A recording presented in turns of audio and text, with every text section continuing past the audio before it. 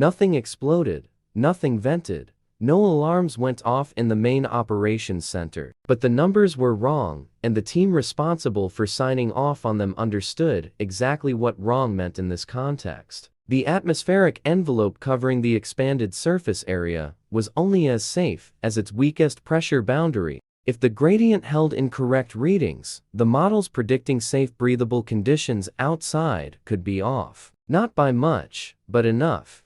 Maggie was the senior atmospheric technician on night shift. She ran the diagnostics herself twice. Then she filed a formal hold request, a recommendation to delay the Atmosphere Day ceremony by a minimum of 72 hours until the corridor sensors could be physically inspected and recalibrated. The request was denied within 4 hours. Dr. Farrow called me directly, Maggie says in the recording. Her voice doesn't rise. She doesn't sound angry. She sounds like someone describing a weather event, something that happened outside her, something she observed without being able to stop. He was polite, very polite. He said the political situation on Earth was delicate, that the funding review was in 6 weeks, that the ceremony had been announced to 2 billion people, and that my concerns had been noted and reviewed by the engineering committee. She pauses for a moment. I asked him if the engineering committee had seen my actual diagnostics or a summary. He said a summary. I asked him who prepared the summary. He said he didn't have that information.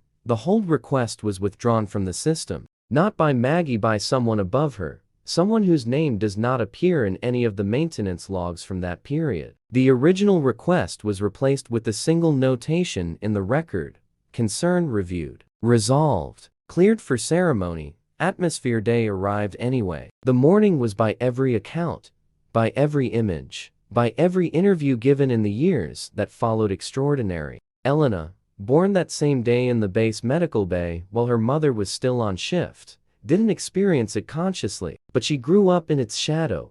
Hearing the official story so many times, it became part of the architecture of how she understood her home. What Maggie's recording describes is this: at 4:40 that morning, 3 hours before the ceremony, she and 2 colleagues ran a physical inspection of the northern corridor sensors. They found exactly what she had suspected: a calibration drift caused by a microcrack in the sensor housing, slowly leaking thermal data into the pressure readings, introducing a systematic error of approximately 4% in Earth atmospheric pressure.